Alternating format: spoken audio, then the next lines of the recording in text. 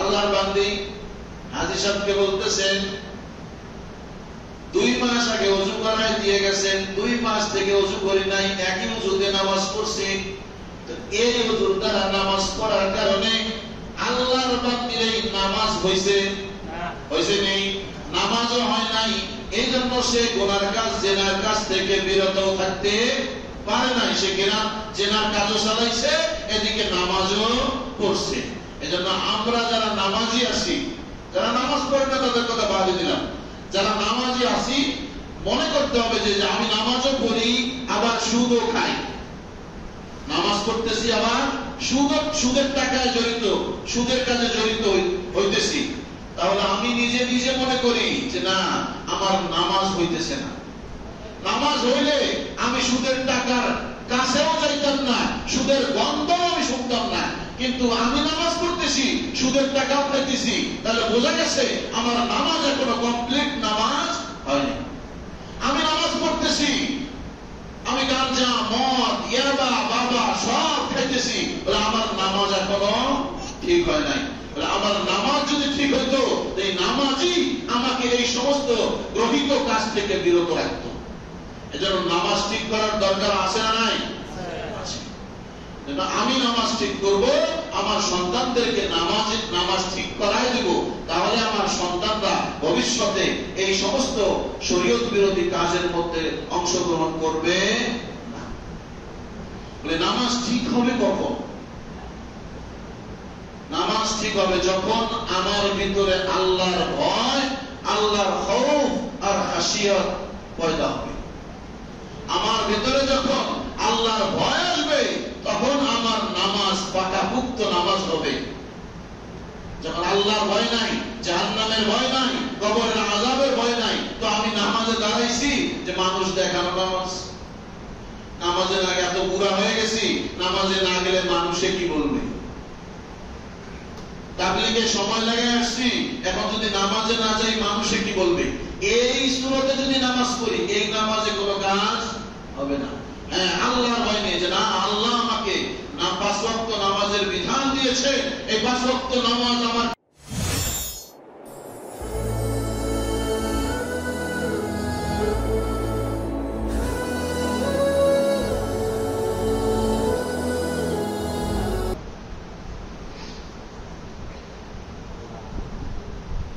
কোরবানির বহুত বড় এক বিধান আমরা পালন করেছি। আল্লাহ রাব্বুল আলামিন আমাদেরকে তৌফিক দিয়েছেন কোরবানির মতো ইবাদতকে সম্পূর্ণ করার। এজন্য আল্লাহ তাআলার কাছে শুকরিয়া আদায় করি যে আল্লাহ জাল্লা শানুহু যেন আমাদের কোরবানিটাকে কবুল এবং মঞ্জুর করেন। সকলে বলুন আমিন। ইব্রাহিম আলাইহিস সালাতু ওয়াস সালামের প্রথম মিশন ছিল, প্রথম দোয়া ছিল নামাজ কায়েম করা। এর আগেও আমি বলেছি আল্লাহ তাআলার কাছে সর্বপ্রথম দোয়া করেছেন, রব্বি জাআলনি মুকিমাস সালাতি ওয়া মিন যুররিয়্যাতি রব্বানা ওয়া তাকাব্বাল দুআ। আল্লাহ আমাকে নামাজ কায়েমকারী বানাও, আমার সন্তানদেরকে নামাজ কায়েমকারী বানাও এবং আমাদের দোয়াকে তুমি কবুল করে নাও। এজন্য আমরা যদি আমাদের সন্তানদেরকে নামাজে বানাতে পারি, তো আমাদের সন্তানরাও ইসমাইলের মতো সন্তান হবে। আমরা যদি নামাজ কায়েম করতে পারি, 5 ওয়াক্ত নামাজে পাবন্দী হতে পারি, আল্লাহ রাব্বুল আলামিন ওয়াদা করেছেন, ইন্নাস সালাতা তানহা আনিল ফাহশাই ওয়াল মুনকার। আল্লাহ বলেন, তোমরা আমার নামাজ আদায় করবা, সালাত আদায় করবা। সালাতের মধ্যে এমন গুণ আর এমন পাওয়ার আমি দিয়ে রেখেছি, সালাত তোমাদেরকে সমস্ত বেহায়াপনা, সমস্ত ইসলাম বিরোধী কাজ থেকে বিরত রাখবে।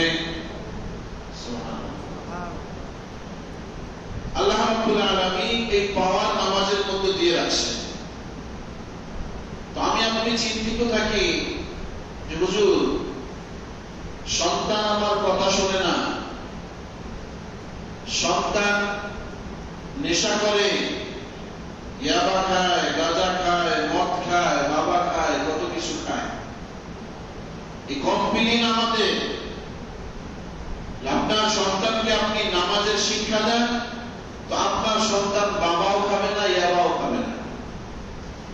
এই নামাজি তাকে বাবা এবং ইয়াবা, গাঁজা, মদ থেকে বিরত রাখবে।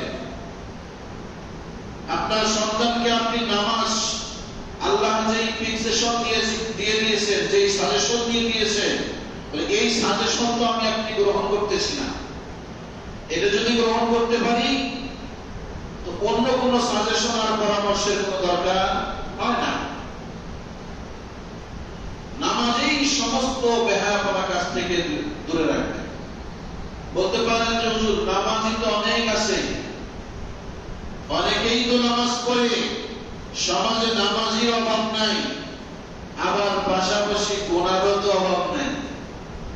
যেই নামাজ পড়ে সেই সুদ খায়, যেই নামাজ পড়ে সেই জেনা করে, যে নামাজ পড়তেছে সেই হালাল হারাম বাঁচতেছে না, গানের আড্ডায় যাইতেছে, যাত্রার প্যান্ডেলে যাইতেছে, বাবার দরবারে যাইতেছে, মদ খাইতেছে, মেয়ে নিয়ে ফুর্তি করতেছে, আবার নামাজও পড়তেছে। তো নামাজ আল্লাহ তাআলা ওয়াদা করলেন, আল্লাহ তাআলা আমাদেরকে ঔষধ দিয়ে দিলেন, পরামর্শ দিলেন যে নামাজই সমস্ত গ্রহীত কাজ থেকে বিরত রাখবে। কিন্তু আমরা তো তা দেখতেছি না।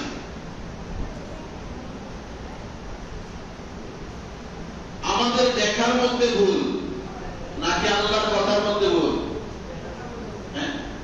আমাদের দেখার মধ্যে ভুল, আমাদের আমলের মধ্যে ভুল। যে ব্যক্তিটা নামাজও পড়তেছে, গুনাহ করতেছে, বুঝতে হবে তার নামাজ এখনো নামাজ হয় নাই। কথা বলে ঠিক কিনা? ওই যে হাজী ইমদাদুল্লাহ মুহাজির মক্কি রাহমাতুল্লাহি আলাইহি, ওনার কাছে নালিশ গেছে, হুজুর, আমাদের এলাকায় একটা সুন্দরী যুবতী মেয়ে আছে,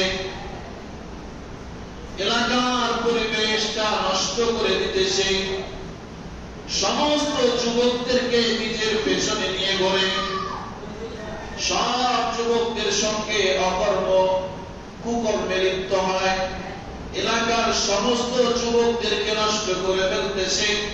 হুজুর, আপনার কাছে একটা আমরা আরজি করি, আপনি তার জন্য একটু দোয়া করে দেন, তাকে একটু তওবা করায় দেন, সে যেন ভালো হয়ে যায়। হাজী ইমদাদুল্লাহ মুহাজির মক্কি রাহমাতুল্লাহি আলাইহি আল্লাহর বান্দির কাছে গেছেন, যাওয়ার পরে বলতেছে, আমি যে অভিযোগ শুনেছি এই কথা কি ঠিক? আল্লাহর বান্দি নিজের অপরাধ স্বীকার করে নিছে। হাজী সাহেব ডাক দিয়ে বলে, ও আল্লাহর বান্দি, তুমি 5 ওয়াক্ত নামাজ পড়তে পারবানি? বলে, হ্যাঁ, 5 ওয়াক্ত নামাজ পড়তে পারবো। বলে, আজকের থেকে তওবা করো আমার কাছে, আমি এই যে ওযু করায় দিলাম, ওযু করে আমার সামনেই নামাজ শুরু করে দাও। হাজী সাহেবের কথা অনুযায়ী আল্লাহর বান্দি ওযু করে নামাজের মুসল্লায় দাঁড়ায় গেছে। হাজী সাহেব তাকে 1 ওয়াক্ত নামাজ পড়ায় দিয়ে চলে গেছে। হাজী সাহেবের মনের কল্পনা হলো, আল্লাহ তো ওয়াদা করেছেন, ইন্নাস সালাতা তানহা আনিল ফাহশাই ওয়াল মুনকার। আল্লাহর ওয়াদা তো ঠিক, আল্লাহর বান্দা যদি 5 ওয়াক্ত নামাজ পড়ে, আল্লাহর বান্দির এই নামাজ তাকে সমস্ত খারাপ কাজ থেকে বিরত রাখবে। 2 মাস পরে হাজী সাহেব আবার ওই এলাকায় আসছে। আসার পরে জিজ্ঞাসা করতেছে, তোমাদের এলাকার অবস্থা কি পরিবর্তন হয়েছে নি? এলাকার যুবকরা বলতেছে, হুজুর, যে অপরাধের কথা আপনার কাছে নালিশ দিয়েছিলাম, আপনার কাছে বিচার দিয়েছিলাম, হুজুর, আপনি তো যে ঔষধ দিয়ে গেছেন এই ঔষধে কোনো কাজ করে নাই। বলে, কি কাজ করে নাই? বলে, আগে তো শুধু গুনাহ করতো, এখন নেকও করে, গুনাহও করে। একদিকে নামাজ পড়ে, আরেকদিকে জিনা করে। হাদিস আশ্চর্য হয়ে গেছে, না এই কাজ তো হতে পারে না, নিশ্চয়ই তার নামাজের মধ্যে কোনো কমতি আছে। আল্লাহর ওলিদের ইয়াকিন ছিল মজবুত। হাজী সাহেব ওই মহিলার কাছে গেছে, ওই যুবতীর কাছে যাওয়ার পরে জিজ্ঞেস করতেছে, আল্লাহর বান্দী, তুমি নাকি এখনো গুনার কাজ ছাড়ো নাই? বলে, না হুজুর, গুনার কাজ তো ছাড়ি নাই। নামাজ ঠিক মতো পড়ছনি? হ্যাঁ, ঠিক মতো নামাজ পড়ছি। ওযু ঠিক মতো করছনি? নামাজের আগে ওযু করতে হয়, ওযু কি ঠিক মতো করছো? বলে, ওযু করতে হবে কেন? আপনি যে 2 মাস আগে ওযু করাই দিয়ে গেছেন, এই ওযু কি নষ্ট হয়েছে নাকি? সুবহানাল্লাহ, বলেন না। 2 মাস আগে যে ওযু করাই দিয়ে গেছেন, এটা কি এখন নাই? এটা কি নষ্ট হয়ে গেছে? হাজী সাহেব বাবা, তার মানে 2 মাস আগে যে ওযু করাই দিয়ে গেছি, এর মাঝে কোনোদিন আর ওযু করো নাই? না, কোনোদিন ওযু করিনি। যে ব্যক্তিটা নামাজের আগে ওযুই করে নাই, তার নামাজ হবে? আর যে নামাজই হয় নাই, এই নামাজ কি তাকে পাপ কাজ থেকে ফিরাবে? আমাদের সমাজে এখনো যারা আমরা দেখি যে ভাই নামাজও পড়ে আবার গুনার কাজও করে, বুঝতে হবে তার নামাজ এখনো নামাজ হয় নাই। হয়তোবা তার নামাজের মধ্যে রুকুতে সমস্যা আছে, না হলে সিজদায় সমস্যা আছে, না হলে খুশুর মধ্যে সমস্যা আছে, না হলে ওযুতে সমস্যা আছে। আপনারা আবার মনে করেন না যে হুজুর শুক্রবার ওযু করি, এই ওযু দিয়েই 7 দিন চলে। ওযু দিয়ে 7 দিন চলে। এই শুক্রবার ওযু করে 7 দিন যদি নামাজ পড়ি, তাহলে এই নামাজ আমাকে গুনার কাছ থেকে ফিরাবে? এজন্য কি জানতে হবে? ওযু ভঙ্গের কারণ জানতে হবে, কোন কোন কারণে ওযু নষ্ট হয়, আবার ওযু করতে হয়। এখন যদি আমি জিজ্ঞেস করি যে ভাই কার কার ওযু ভঙ্গের কারণগুলো জানা আছে, এখানে যারা মাদ্রাসার ছাত্র আছে, মাদ্রাসার একবারে নার্সারি প্লে 1 এর ছাত্ররা, এরাও ফরফর করে বলে দিতে পারবে যে ওযু ভঙ্গের কারণ কয়টি? 7টি। দেখছেন, পিচ্ছি বলে গেছে ওযু ভঙ্গের কারণ 7টি। কিন্তু আমি আপনি 60 বছর, 70 বছর, 80 বছর কাটাই দিলাম, 40 বছর থেকে নামাজ পড়ি, কিন্তু এখনো ওযু ভঙ্গের কারণ জানি না। ওযু ভঙ্গের কারণই যদি না জানি, তো আমার ওযু ভাঙলো কখন, জানবো কেমনে? এজন্য জানতে হবে ওযু ভঙ্গের কারণ কয়টি? 7টি। 1 নম্বর আমি বলে দিতেছি, কথায় কথা এসে গেছে, এই জন্য ওযু ভঙ্গের কারণ হলো 7টি। 1 নম্বর হলো পায়খানা প্রস্রাবের রাস্তা দিয়ে কোনো কিছু বের হওয়া। আমরা যারা তাবলীগে যাই, সুরে সুরে পড়ায় দেওয়া হয়, বাচ্চাদেরকেও সুরে সুরে মুখস্থ করে দেওয়া হয়। পায়খানা প্রস্রাবের রাস্তা দিয়ে কোনো কিছু বের হওয়া, এখানে কোনো কিছুর দ্বারা যাই বের হোক না কেন, পেশাব, পায়খানা, রক্ত, পুষ, পানি ইত্যাদি, পাথর, হুজুর বলবেন যে হুজুর পাথরও বের হয় নাকি? হ্যাঁ, পাথর বের হয়, পাথরও বের হয়, আরো অনেক কিছু বের হয়। তো যাই বের হোক, এই 2 রাস্তা দিয়ে কোনো কিছু বের হলেই ওযু নষ্ট হয়ে যাবে। 2 নম্বর হলো মুখ ভরে বমি করা। মুখ ভরে যদি বমি হয়, তাহলে ওযু নষ্ট হয়ে যাবে। শরীরের কোন স্থান থেকে যদি রক্ত, পুষ, পানি বের হয়, এটা আবার বইরা পড়ে যায়, একটু বের হয়ে ওখানে আটকে আছে, তাহলে ওযু নষ্ট হবে না। বের হয়ে যদি ওখান থেকে গড়ে যায়, এখন চারা কি করবে? যে হুজুর বের হয়েছে, একটু টিস্যু দিয়ে মুছে দিছি, আবার বের হয়েছে, টিস্যু দিয়ে মুছে দিছি, আবার বের হয়েছে, টিস্যু দিয়ে মুছে দিছি, তাহলে কি ওযু নষ্ট হবে? হ্যাঁ, আপনি 3 বার টিস্যু দিয়ে মুছছেন, এই 3 বার কি পরিমাণ বের হয়েছিল, এটা এক জায়গায় করতে হবে। এক জায়গায় করার পরে যদি এটা গলে যাওয়ার সমপরিমাণ হয়, তাহলে ওযু নষ্ট হয়ে যাবে। ঠিকটা পেলাম। 4 নম্বর হলো থুতু। এই থুতুর সঙ্গে রক্ত সমান বা বেশি যদি হয়, থুতুর সঙ্গে যদি রক্ত বের হয়, এই রক্তটা থুতুর সমপরিমাণ হবে অথবা এর চেয়ে বেশি হবে, তাহলে ওযু ভেঙে যাবে। এর মাপ কেমনে? যে থুতুর রংটাই লাল হয়ে গেছে অথবা হলুদ বর্ণের হয়ে গেছে, তাহলে ওযু নষ্ট হয়ে যাবে। হ্যাঁ, যদি থুতুর রং পরিবর্তন না হয়, যে না সামান্য রক্ত আসছে আর থুতু পুরাই ঠিক আছে, তাহলে ওযু ভাঙবে না। চিত বা কাত হয়ে, এই যে চিত হয়ে কাত হয়ে বা কোনো জিনিসের সঙ্গে হেলান দিয়ে ঘুম যাওয়া, যদি ঘুমায় পড়েন তাহলে ওযু নষ্ট হয়ে যাবে। আর বসে আছেন, বসে বসেন ওয়ালের সঙ্গে টেক লাগাইছেন, অথবা কোনো লাঠি গালা আছে এই লাঠির সঙ্গে টেক লাগাই ঘুমাইছেন, এখন যদি এই লাঠিটা সরানো হয় আপনি পড়ে যাবেন, পড়ে যাবেন না? চেয়ারের সঙ্গে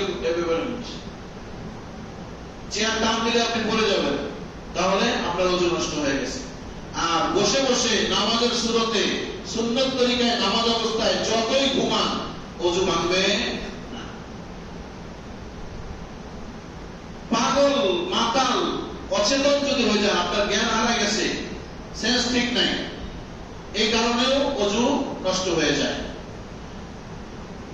নামাজের মধ্যে যদি উচ্চ স্বরে হাসেন, নামাজে দাঁড়ায় পেছনে কেউ কোনো শব্দ করছে বা সাথে কেউ শব্দ করে ফেলছে, আপনি উচ্চ স্বরে খিলখিল করে হাসি দিয়ে দিচ্ছেন, তো নামাজও ভাঙবে ওযুও ভাঙবে, নামাজও ভাঙবে ওযুও ভাঙবে। এখানে আরেকটা মাসালা এসে গেছে, বলে দেই। নামাজের হাসি হলো তিন প্রকারের। হাসি কয় প্রকার? তিন প্রকার। একটা হলো হাসি শুধু মুখ, এটা মুস্কি হাসি, আপনি শোনেন নাই, আপনার শুধু মুখটা হাসি দেখা যাচ্ছে, আপনিও আওয়াজ শোনেন নাই, এই হাসিতে নামাজও ভাঙবে না ওযুও ভাঙবে না। আরেকটা হাসি হলো যে হাসির শব্দটা আপনি শুনছেন কিন্তু পাশে কেউ শুনে নাই, বলে এই হাসির দ্বারা নামাজ ভেঙে যাবে, ওযু ভাঙবে না। আরেকটা হলো অট্ট হাসি, খিলখিল করে হাসি দিচ্ছেন, বলে এই হাসি দিলে নামাজের মধ্যে যে আপনিও শুনছেন, আপনার পাশে যারা ছিল তারাও আপনার হাসির আওয়াজ শুনছে, তো আপনার হাসি, এই হাসির কারণে নামাজও ভাঙবে ওযুও ভাঙবে। আমি মাসলাটা বুঝতে পারছি? আচ্ছা, এখন আসেন, আল্লাহর বান্দি হাজী সাহেবকে বলতেছেন 2 মাস আগে ওযু করাই দিয়ে গেছেন, 2 মাস থেকে ওযু করি নাই, একই ওযুতে নামাজ পড়ছি, তো এই ওযুর দ্বারা নামাজ পড়ার কারণে আল্লাহর বান্দির এই নামাজ হইছে না? হইছে নেই, নামাজও হয় নাই, এই জন্য সে গুনার কাজ জেনার কাজ থেকে বিরত থাকতে পারে নাই, সে জেনার কাজও চালাইছে, এদিকে নামাজও পড়ছে। এজন্য আমরা যারা নামাজি আছি, যারা নামাজ পড়ে না তাদের কথা বাদ দিলাম, যারা নামাজি আছি মনে করতে হবে যে আমি নামাজও পড়ি আবার সুদও খাই, নামাজ পড়তেছি আবার সুদের টাকায় জড়িত, সুদের কাজে জড়িত হইতেছি, তাহলে আমি নিজে নিজে মনে করি যে না আমার নামাজ হইতেছে না। নামাজ হইলে আমি সুদের টাকার কাছেও যাইতাম না, সুদের গন্ধও আমি শুনতাম না, কিন্তু আমি নামাজ পড়তেছি, সুদের টাকাও খাইতেছি, তাহলে বোঝা গেছে আমার নামাজ এখনো কমপ্লিট নামাজ হয়নি। আমি নামাজ পড়তেছি, আমি গাঁজা মদ ইয়াবা বাবা সব খাইতেছি, বলে আমার নামাজ এখনো ঠিক হয় নাই। বলে আমার নামাজ যদি ঠিক হইতো, এই নামাজই আমাকে এই সমস্ত গ্রহিত কাজ থেকে বিরত রাখতো। এজন্য নামাজ ঠিক করার দরকার আছে না নাই? আমি নামাজ ঠিক করব, আমার সন্তানদেরকে নামাজ ঠিক করাই দেব, তাহলে আমার সন্তানরা ভবিষ্যতে এই সমস্ত শরীয়ত বিরোধী কাজের মধ্যে অংশগ্রহণ করবে না। বলে নামাজ ঠিক হবে কখন? নামাজ ঠিক হবে যখন আমার ভিতরে আল্লাহর ভয়, আল্লাহর খৌফ আর খাশিয়ত পয়দা হবে। আমার ভিতরে যখন আল্লাহর ভয় আসবে, তখন আমার নামাজ পাকাপুক্ত নামাজ হবে। যখন আল্লাহর ভয় নাই, জাহান্নামের ভয় নাই, কবরের আযাবের ভয় নাই, তো আমি নামাজে দাঁড়াইছি যে মানুষ দেখানো নামাজ, নামাজে না এত বুড়া হয়ে গেছি, নামাজে না গেলে মানুষে কি বলবে,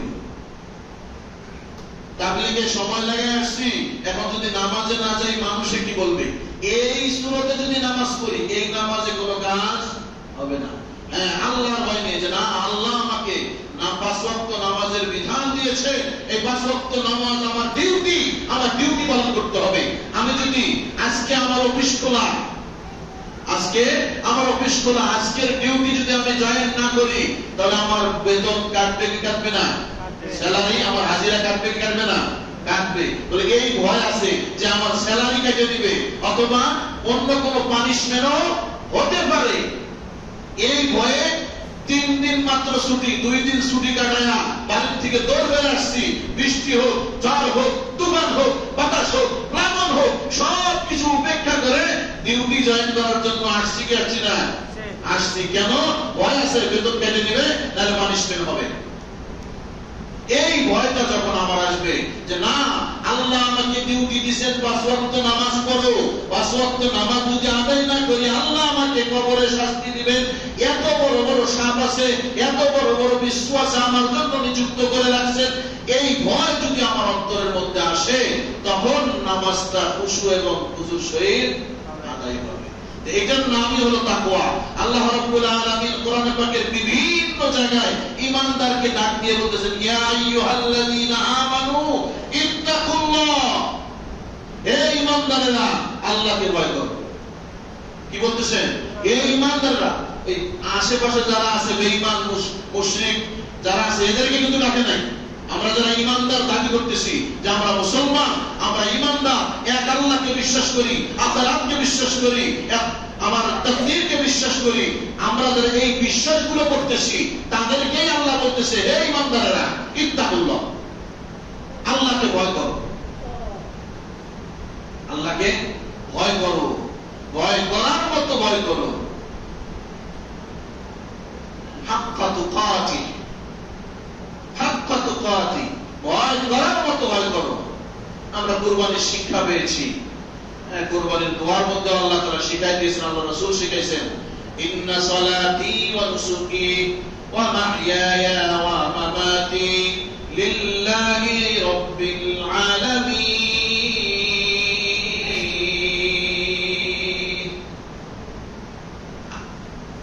আমি কুরবানি দিয়েছি, আমি বলতেছি, আল্লাহ তাআলা আল্লাহ রাসূলকে শিখাই দিয়েছেন, কুল, হে নবী আপনি বলেন, ইন্না সালাতি, আমার নামাজ, ওয়া নুসুকি, আমার কুরবানি, ওয়া মাহইয়া, আমার হায়াত, ওয়া মামাতি, আমার মওত, সব কার জন্য?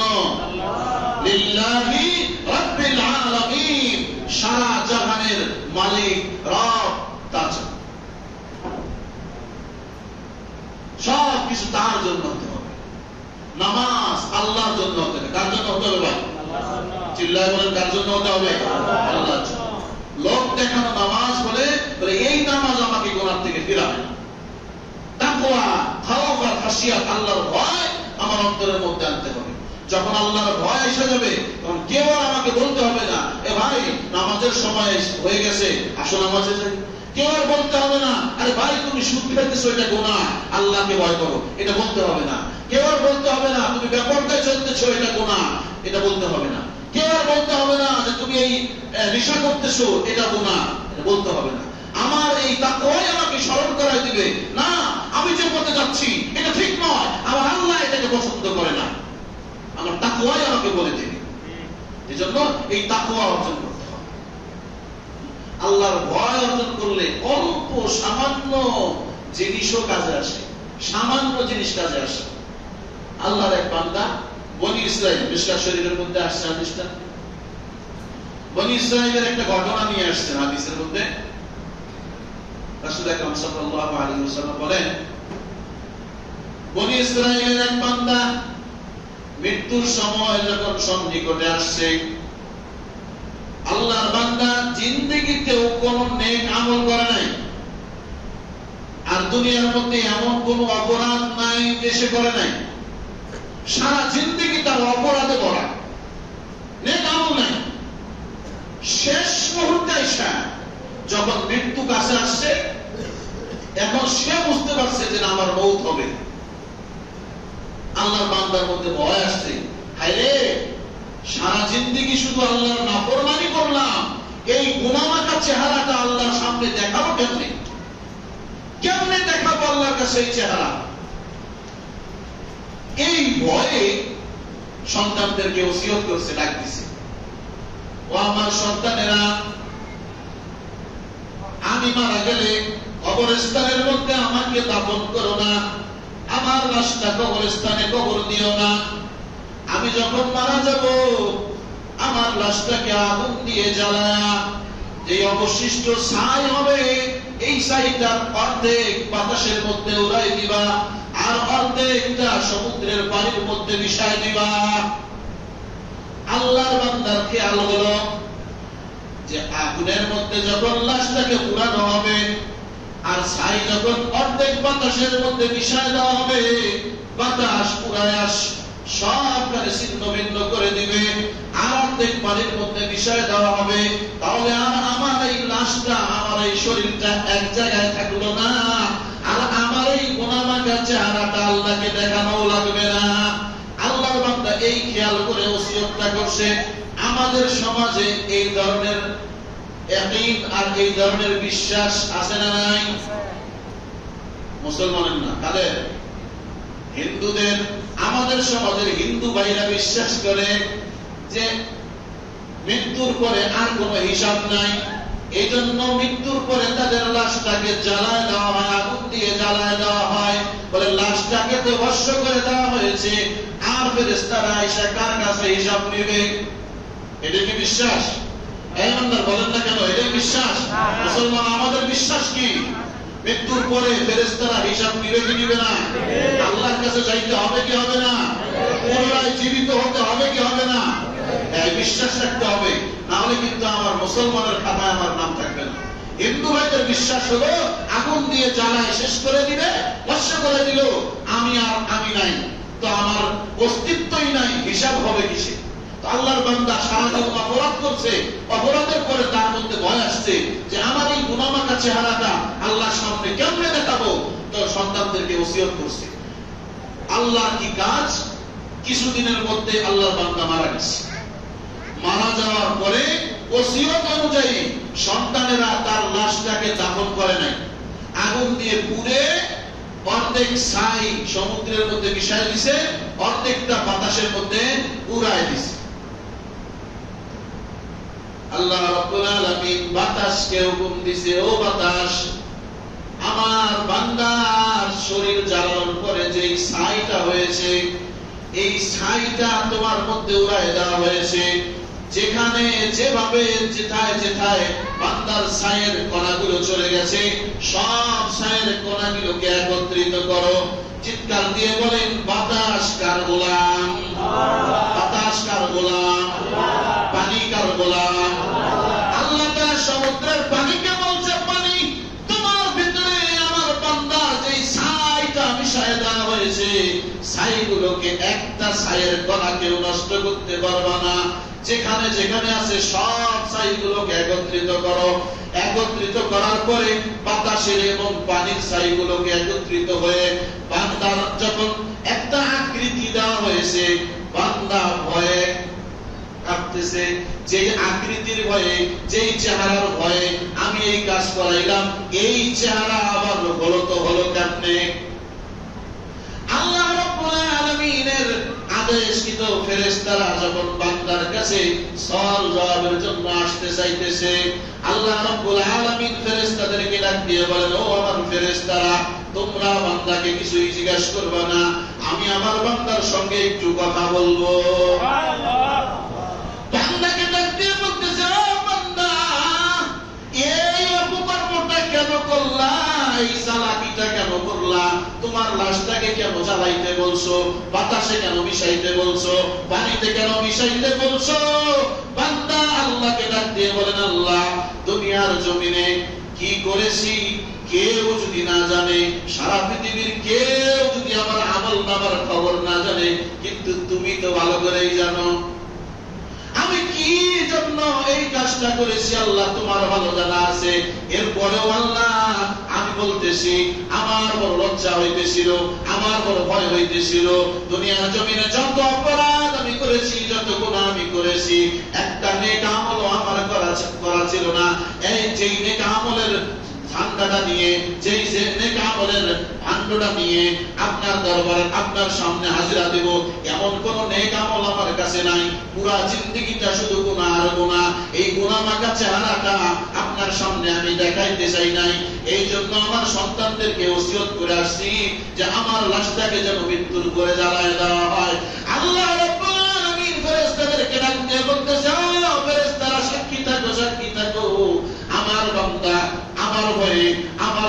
শাস্তির ভয়ে, আমার জাহান্নামের ভয়ে এই চালাকিটা করেছে। আমি রহমানুর রহিম, আমি গফফার, আমি রহিম, আমার বান্দাকে আমি মাফ করে দিলাম। আল্লাহ বললেন না আমল ছিল, কোন আমল ছিল?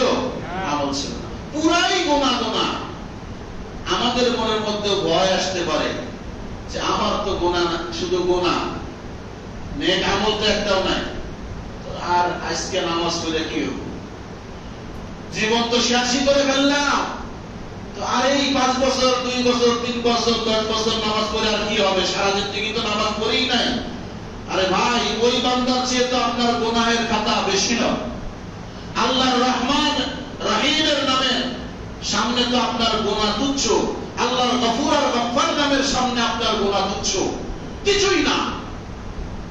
তো আমি আপনার অন্তরের ভিতরে যদি ওই তাকওয়া আর ওই ভয় আর খাশিয়াত আসে, তাহলে আল্লাহ তাআলা আমাকে আপনাকে মাফ করবে কি করবেন না? এইজন্য ভাই, দিলের মধ্যে আল্লাহর ভয় আনতে হবে। যতদিন পর্যন্ত আমার অন্তরের মধ্যে আল্লাহর ভয় না আসবে, ততদিন পর্যন্ত গুনাহ থেকে বাঁচা সম্ভব নয়। কথা বলেন ঠিক কিনা?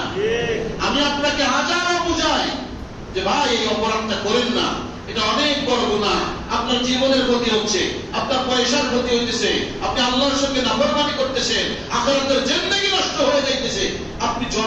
আপনাকে আমি যতই বুঝাই না কেন, কিন্তু আপনি যদি বুঝ না নেন, আপনার অন্তরের মধ্যে যদি আল্লাহর ভয় না আসে, কবরের ভয় না আসে, হাসরের ভয় না আসে, জিন্দেগিতেও অপরাধ থেকে ফেরা সম্ভব নয়। কথা বলেন ঠিক কিনা?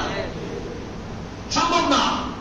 এজন্য আমার নিজের অন্তরের মধ্যে আগে ভয় পয়দা করতে হবে, না আমাকে মরতে হবে। আমার দাদা ছিল, নাই, চলে গেছে। আমার বাবা ছিল, নাই, চলে গেছে। তাদেরকে কবরে হিসাব দেওয়া লাগতেছে। হ্যাঁ, কিছু আমাদের সমাজে পণ্ডিতেরা আছে যে হুজুররা যা বলে এটা ঠিক নয়, হুজুররা যে আযাবের কথা বলতেছে, সাপের কথা বলতেছে, বিচ্ছুর কথা বলতেছে, কবরের চাপের কথা বলতেছে, বলে এগুলো সব বানোয়াট, মিথ্যা কথা। এগুলো ভয় দেখায় আপনাদের কাছ থেকে টাকা অর্জন করে, আপনাদের কাছ থেকে না টাকা নেয়। আরে ভাই, আপনার কথাই যদি সত্যি হয় তাহলে তো আমরা বেঁচে গেলাম। আপনার কথা যদি সত্যি হয় তাহলে তো আমরা বেঁচে গেলাম। আর যদি আপনার কথা বানোয়াট হয়, রাসূলের কথা যদি সত্য হয়, হাদিস যদি সত্য হয়, কোরআন যদি সত্য হয়, তাহলে আমরা তো ধরা খাবই। আপনি যাবেন কোথায়? আপনি যে বলতেছেন এগুলো মিথ্যা, আপনি যাবেন কোথায়? এজন্য এই ধরনের বানোয়াটি কথার মধ্যে আপনারা কান দিবেন না। আমরা বানায় কথা বলতেছি না, আপনার সঙ্গে আমার কোনো শত্রুতা নাই। হুজুররা আপনাদের কেউ শত্রু না যে আপনাদেরকে এরকম এরকম ভয় দেখাবে। ওলামায়ে কিরাম সাধারণ মানুষের জন্য বন্ধু। ওলামায়ে কিরাম সাধারণ মানুষের কি বন্ধু। যত প্রকারের ফিতনা আসতেছে, সব ফিতনার মোকাবেলা করতেছে ওলামায়ে কিরাম। সব ফিতনার মোকাবেলা কে করে? আপনারা একটা ছোট্ট মিসাল দিয়ে বুঝবেন। আপনার বাগানের মধ্যে, আপনার বাড়ির পাশে গাছ আছে, বড় বড়, সবচেয়ে বড় গাছ হয় কি? ইউক্যালিপটাস গাছ, সবচেয়ে লম্বা হইতেছে। আর এই গাছের পাশাপাশি নিচের মধ্যে কিছু আম গাছ লাগাইছে, আর কিছু ফল গাছ লাগাইছে। এখন বাতাস আসছে, বাতাস এসে লাগবে কোথায়? আগে কোথায় লাগবে? মাথা যদি ভাঙে কোন গাছের ভাঙবে? বড়টা ভাঙবে। জেলে যদি যাইতে হয় কারা যায়? ওলামায়ে কেরাম যায়। মাছ যদি খাইতে হয় কারা খায়? ওলামায়ে কেরাম খায়। সাধারণ মানুষের গায়ে, সাধারণ মানুষের পিঠে মাইর পড়ে না, সাধারণ মানুষ জেলেও যাইতে হয় না। কিন্তু আপনাদেরকে হেফাজত করার জন্য আল্লাহ সারা দুনিয়ার মধ্যে ওলামায়ে কেরামকে সেট করে রাখছেন। কথা বলেন ঠিক কিনা? এজন্য ওলামায়ে কেরাম আপনাদের শত্রু নয়, বন্ধু। বন্ধু যারাই শত্রু ভাববেন তারা নিজের পায়ে নিজে কুড়াল মারবেন। যারা বন্ধু ভাববেন তারা মনে করবেন যে না, আমার জিন্দেগিটা এখন সুন্দর যাবে। এজন্য আপনাদের হেফাজতের জন্য ওলামায়ে কেরামকে আল্লাহ তাআলা দিয়েছেন। তো ওলামায়ে কেরাম যত চিল্লাচিল্লি, যত কিছুই করতেছেন, সব আপনাদের জাহান্নামের আগুন থেকে বাঁচানোর জন্য। তো জাহান্নামের আগুন থেকে যদি বাঁচতে চান তো নিজের অন্তরের মধ্যে আগে ভয় পয়দা করেন। নিজের অন্তরে ভয় পয়দা করেন যে না আমাকে কবরে যাইতে হবে। হুজুররা বলছেন, রাসূলের হাদিস শুনছি যে কবরের মধ্যে শাস্তি হবে, এত বড় সাপ আসবে, এই বিশ্ব আসবে, কবরের একটা চাপ দিবে, এক একটা চাপে। রাসূল এইভাবে দেখাইছেন, হাদিস শরীফে রাসূল এইভাবে দেখাইছেন যে এক হাতের আঙ্গুল আর এক হাতের আঙ্গুলের মধ্যে এইভাবে যেমন ঢুকে যায়, এক পাজরের হাড় আর এক পাজরের হাড়ের মধ্যে এইভাবে ঢুকে যাবে, এমন চাপ দিবে, মিশে যাবে মাটির সঙ্গে। এটা আপনারও ছাড় নাই, আমারও ছাড় নাই। আমি বলতেছি যে আমার ছাড় আছে এমন নয়, আমারও ছাড় নাই, আমাকেও চাপ দিবে। এজন্য আমার আল্লাহ তাআলার কাছে সবসময় দোয়া করতে, আমি সহ আল্লাহ তাআলা সকলকে যেন কবরের এই ভয়, আল্লাহর ভয়, জাহান্নামের ভয় পয়দা করার তৌফিক দান করেন। সকলে বলেন আমিন। ভাইয়েরা আমার, পায়ে হাত দিয়ে অনুরোধ করি, 5 ওয়াক্ত নামাজ কেউ ছাড়বো না। কমপক্ষে আপনি নামাজটা শুরু করেন, 5 ওয়াক্ত নামাজ শুরু করেন। আল্লাহ তাআলা আপনাকে বাকি যত গুনার কাজ আছে সব গুনার কাজ থেকে হেফাজত করবেন। 5 ওয়াক্ত নামাজ আপনি শুরু করেন। নিয়ত করা যায় না যে আজকের থেকে 5 ওয়াক্ত নামাজ আমি জামাতের সহিত আদায় করব? নিয়ত করা যায় না? ইনশাআল্লাহ। আল্লাহ তাআলাকে হাত দুটো উঁচু করে দেখা, আল্লাহ তোমার বান্দাদেরকে তুমি কবুল আর মঞ্জুর করে নাও, আমিন। ভাইরা আমার, 5 ওয়াক্ত নামাজ পড়ব, আল্লাহ তাআলার ভয় অন্তরে পয়দা করব। দেখবেন যে আমার দুনিয়াও সুন্দর হবে, আখিরাতও সুন্দর হবে। এই দুনিয়ায় কেউ চিরদিন থাকার নয়, কেউ চিরদিন থাকতে পারবে না। আমার দাদারা চলে গেছে, বাবা চলে যাবে, আমি চলে যাব, এইভাবেই সিরিয়াল। অনেকের বাবার আগে ছেলেরা চলে যায়, দাদার আগে নাতি চলে যায়, অহরহ দেখতেছি। এরপরেও আমার শিক্ষা হইতেছে না, আমার মন বোঝে না এখনো যে মাথার চুলগুলো সব কালো ছিল, একটা একটা করে সাদা হয়ে যাইতেছে। এখনো বুঝাইতে পারতেছি না নিজেকে।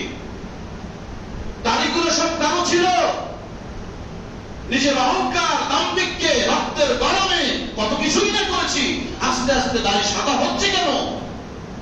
যেই পাতিলে আমি খাচ্ছি, যেই পাতিলের ভাত, সেই পাতিলের ভাত তো আমার ছেলেও খাইতেছে, আমার নাতিও খাইতেছে। বলে তাদের শরীর বড় হয়, তরুতাজা হয়, তাদের চুল কালো হয়, তাদের দাড়ি কালো হয়, আর আমার চুল সাদা হয়, আমার দাড়ি সাদা হয়, আমার দাঁত পড়ে যাচ্ছে।